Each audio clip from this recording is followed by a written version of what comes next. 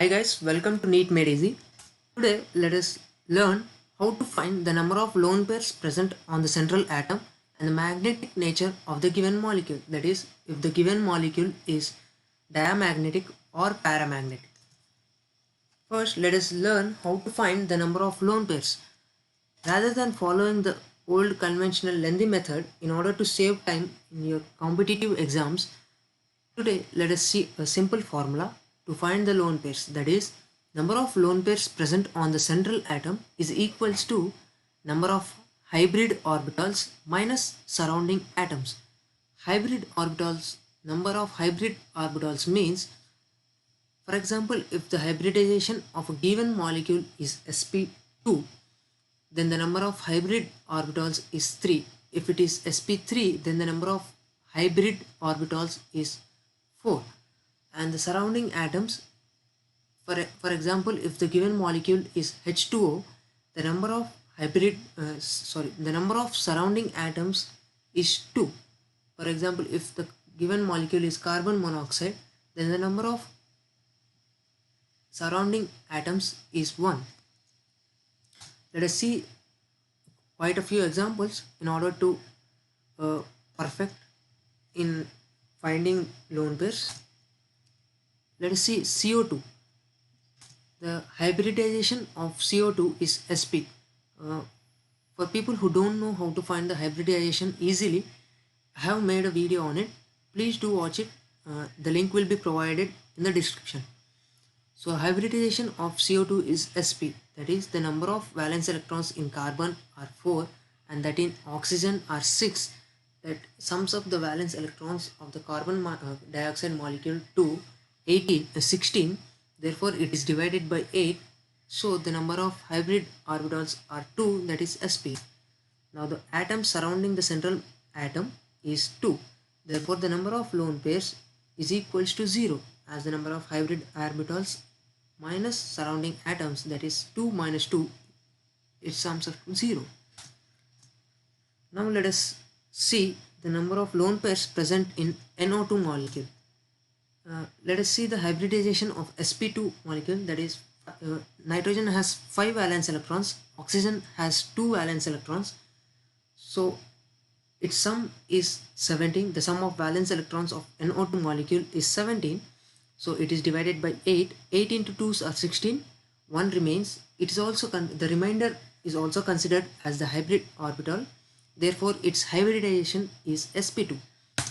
Now let us see the atom surrounding the central atom. In NO2, nitrogen becomes the central atom and oxygen becomes the surrounding atom, therefore there are 2 surrounding atoms.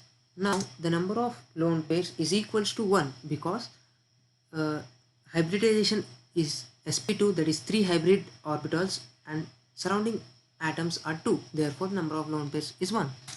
Now let us learn how to find the magnetic property of the given molecule, that is whether the given molecule is diamagnetic or paramagnetic. Let us see. In order to find it, we first have to know a few facts. They are, if the electron sum of the given molecule is an even number, then the molecule is a diamagnetic molecule because there are no unpaired electrons in the molecule. If the electron sum is odd number, then the molecule is said to be a paramagnetic because of presence of the unpaired electrons in it. As we know, chemistry is full of exceptions. Here we come up with the exception in this concept, that is, if the electron sum is either 10 or 16, then the molecule becomes paramagnetic. For example, take B2 molecule, it has 10 electrons in the molecule. Even though it is an even number, it becomes paramagnetic. Now let us see examples in this concept. Let us find the magnetic nature of carbon monoxide. The electron sum of carbon monoxide is 14. As it is an even number, it is a diamagnetic. Let us see oxygen molecule. The number of electrons in it are 16. Even though it is a even number, according to the exception we studied just now, it becomes a paramagnetic molecule.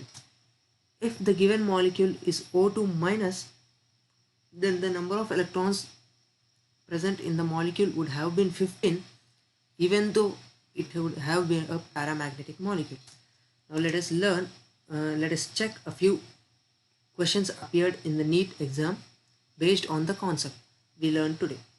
Which of the following ionization processes the magnetic behavior changes from paramagnetic to diamagnetic? So in order to answer this question, we need to first check the magnetic nature of the given molecules in the options. O2, it has 16 electrons, therefore it is a paramagnetic substance according to the exception we studied. It changes to O2 plus, that means it loses one electron, it becomes 15 electrons, which is also a paramagnetic. It contradicts the condition given in the question. Let us see C2, it has 12 electrons in its molecule, which is a diamagnetic molecule. It straight away contradicts the first condition given in the question. Now N2 molecule. N2 molecule, its sum is 14. It is a diamagnetic molecule. It also contradicts the given condition. Now let us see NO. It has nitrogen has 7 and oxygen has 8. That means the sum of electrons is 15. It is a paramagnetic molecule. Now it transforms into NO plus. That means it loses one electrons and the electron sum becomes 14. Therefore the given molecule transforms from paramagnetic to diamagnetic molecule. Hence it is our answer. Now let us know which of the following species contains 3 bond pairs and 1 lone pair around the central atom. In order to find out the number of lone pairs, we have to know what is the hybridization of the given molecule. So let us find the hybridization of all the molecules. First, H2O. Hybridization of H2O is sp3 according to our method. So there are 2 lone pairs and 2 bond pairs in water molecule. Now hybridization of BF3, boron, it has 3 electrons in its valency shell. Fluorine has 7 into 3 is 21 plus 3, it is 24. Therefore it is divided by 8. So 8 into 3s are 24. Therefore 3 hybrid orbitals, and the number of atoms surrounding it is also 3. Therefore it has 3 bond pairs and 0 lone pair. Now let us see NH2 minus. In nitrogen it has 5 electrons in its valency shell. In hydrogen it has 1 electron plus a negative charge, that means it has 1 electron in excess. So it sums up to 8. That means its hybridization is sp3. That means it has 4 hybrid orbitals minus 2 surrounding atoms. That is, it gives us the number of lone pairs, that is 2. That means it has 2 bond pairs and 2 lone pairs, which contradicts with the statement. That it is also not an answer. Now let us see PCl3. Phosphorus has 5 electrons in its valency shell. Chlorine has 7. So 7 into 3s are 21 plus 5, it is 26. So it divided by 8.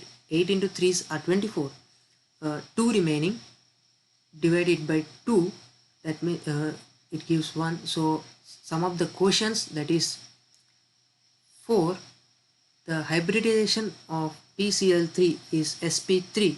That means it has 4 hybrid orbitals and 3 surrounding atoms. That means it satisfies our statement, that is 3 bond pairs and 1 lone pair. Therefore PCl3 is our answer. Thank you guys, and if you are in search of mnemonics in order to ease your memorizing in biology, you can follow us in our NEET page, that is neat_made_easy. We will be regularly posting mnemonics of examples which are difficult to remember. Thank you.